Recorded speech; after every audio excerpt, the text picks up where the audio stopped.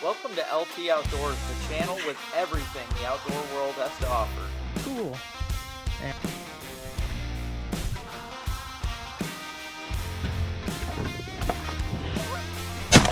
Who's staring at me? It's looking right at her. My very first Laker. I love them because they look like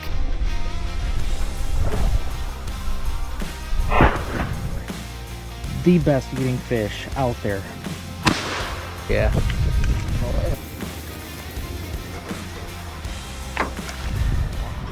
Make sure you hit that subscribe button so you never miss any of these great adventures. It's going to be an epic fall. All right, first place we got coming up here, guys, is the new muskrat traps that I just put out the other day. After I check these, I'm going to zoom across the creek there and check the random mink set that I put in. Actually, I'll check that on the way back.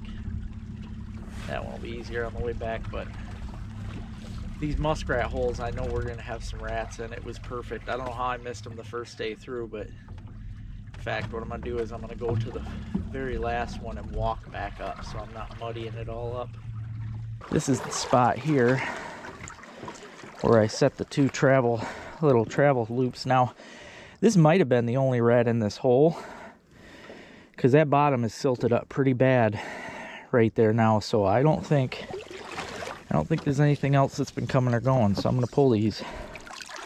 That's a big rat, though.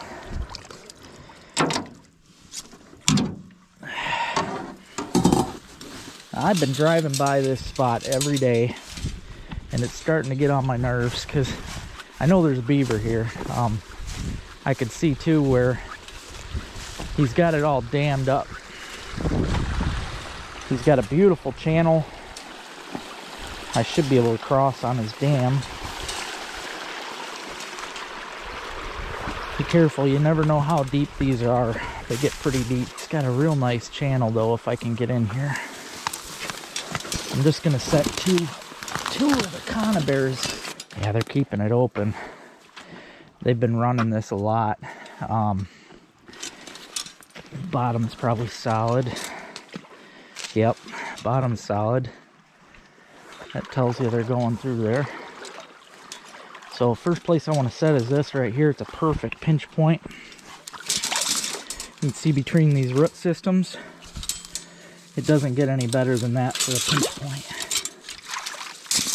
Now it's pretty tight, so I think I'm going to have to put the springs up a little. Take one of these awesome H stands here from F&T Fur Trading Post.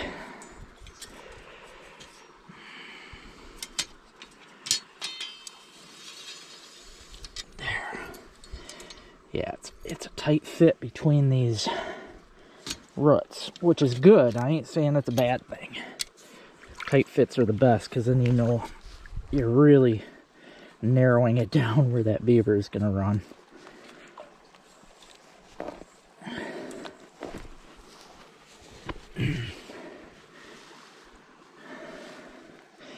I want to put it better this way.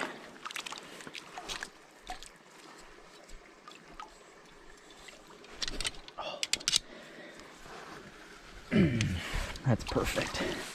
I'm going to wire it to this tree.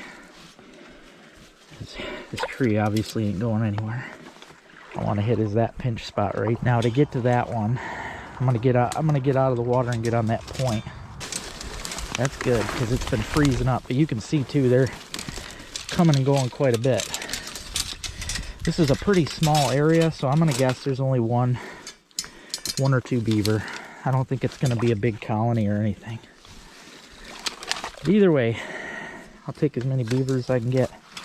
But again, you want to look for these little pinch points like this when you're setting, because then you just narrowed it down. You don't have to worry about, you know, a beaver possibly swimming around it.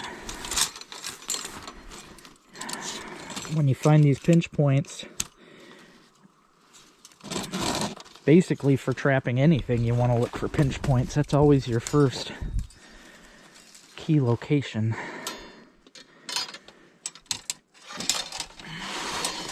gets rid of a lot of the guessing. Again, I like to hook the H stand up like that. That makes sure it doesn't, if it does get knocked over when the beaver gets caught, it's all going to stay together. So you don't even have to, I don't even wire the H stand. God, look at that.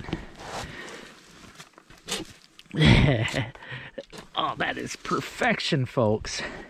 I'm not even going to blend that in. That looks pretty dang good. Again, I got a piece of wire here hooked to my trap, so I'm just going to wire it around, just around this tree here. Now this looks like a decent pinch point here. And again, there's already wire. Some of these trapped this before.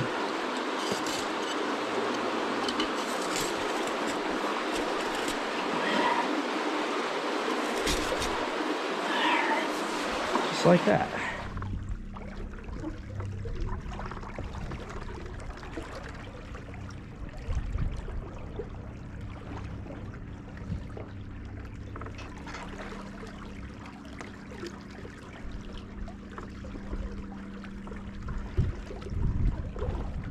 Guys, the H stand is tipped over. I can't see the trap though, so I don't know if I got I don't know if I have a beaver or if I missed one. I'm here at that job that I'm working. Where's my wire? Oh, that's down here. Here at this job I'm working. I did catch a big one here last week. I didn't show it. I only showed a picture in the video. Bear with me. My GoPro battery died on me while I was out here, so I only got my phone. I am pulling it today though, because they keep freezing up. Even though today's a nice day, they just keep freezing up. It's hard for me to get back here. So I'll get them again in March. Let's see. Hey, we got a beaver. Cool. Younger one. But that's okay, because I have to carry this for a long way. So I'd much rather carry a smaller beaver. Last time I had to carry a 50-pounder out of here. So hey, got another beaver. That's number 20.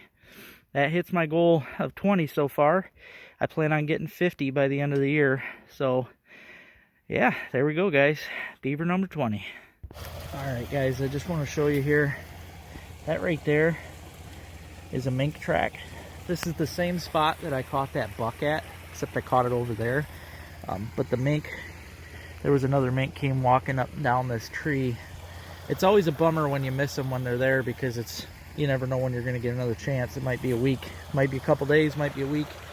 Looks like there was a coon too that crossed here, but I'm more curious about this mink. That's what I want. So I just set a mink box. Mink boxes are pretty easy to make. You want them to be completely see-through, so I put wire in the back. Mink don't like to just go into an area if they can't see through it. And then I threw a couple of muskrat quarters in there, because muskrats like their favorite food. Excited, guys, because I showed you this yesterday. It's only been a day. I knew they were moving. It's been too nice not to, but I can see right there the first trap has a beaver. I don't know about the second one, but I'm happy enough. I got one right there. So, and I actually don't even see the second one, so very well might have two beavers. Heck yeah, let's get in there and check it out. God, I couldn't be happier, guys. I told you I couldn't see that other trap, and I just assumed I couldn't see it because there was a beaver in it. That's usually the case. If your H stand is gone, that's usually the reason why, is because you've made a catch. And sure enough, looks like a big one.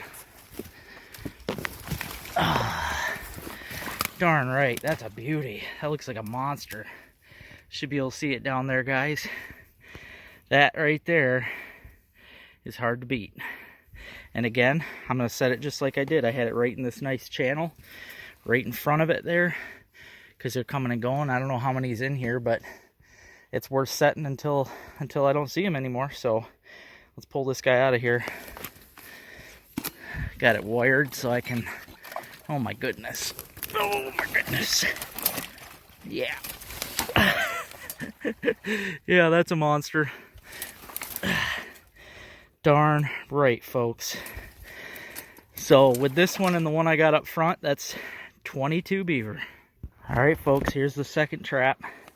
The first one, I'm actually gonna have to go get a different trap because he broke my trigger off of it. So, which happens from time to time.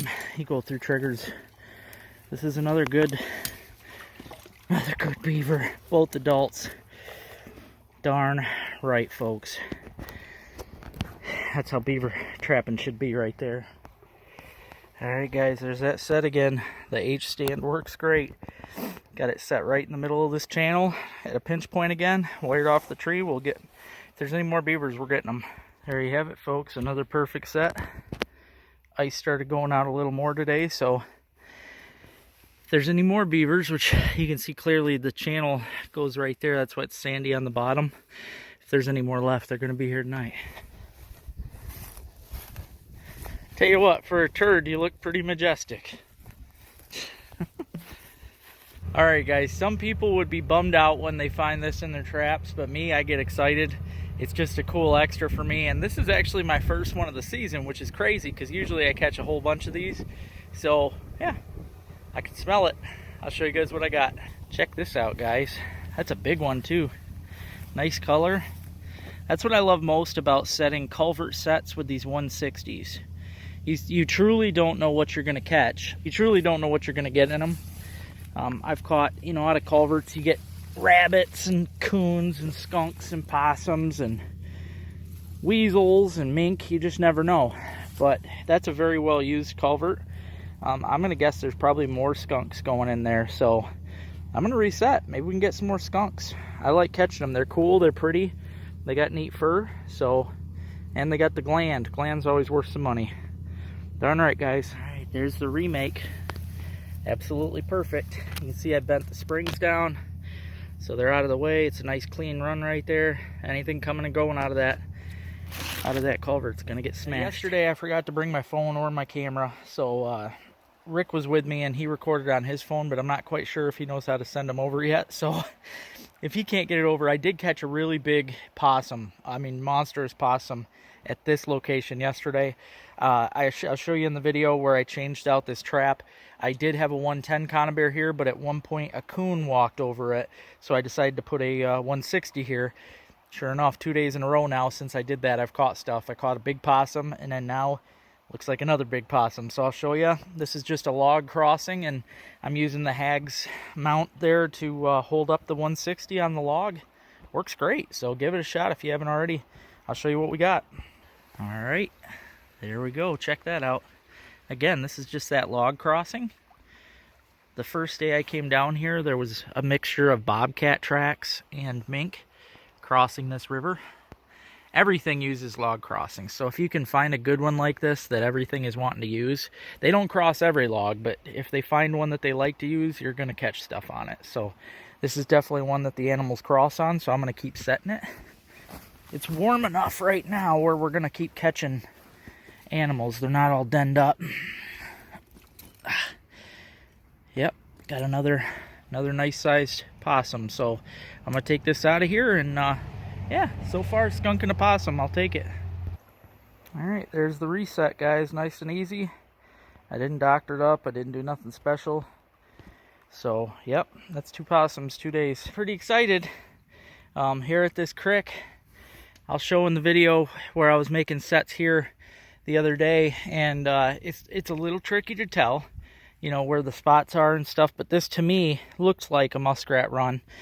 And basically, it's not a house. It's just where they're coming and going underneath this pile of stumps. So I decided to set a trap there, and once you know it, I got one.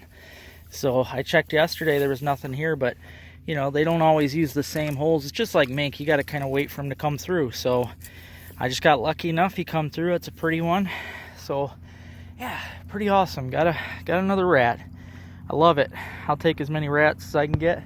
My buddy Dan, he's going to give me a walk through up the creek so I can hopefully trap further after Sunday. So yeah, very cool. This season of LT Outdoors Trapping is brought to you by Bass Brothers Lures and Baits. They are located in Iowa and they carry some awesome lures and baits. You'll see me use them in this show. Now, if you want to order from them, you can call this number or check them out on Facebook. There's no such thing as a man-bear pig, you got that? We're working with facts here, not goofball theories.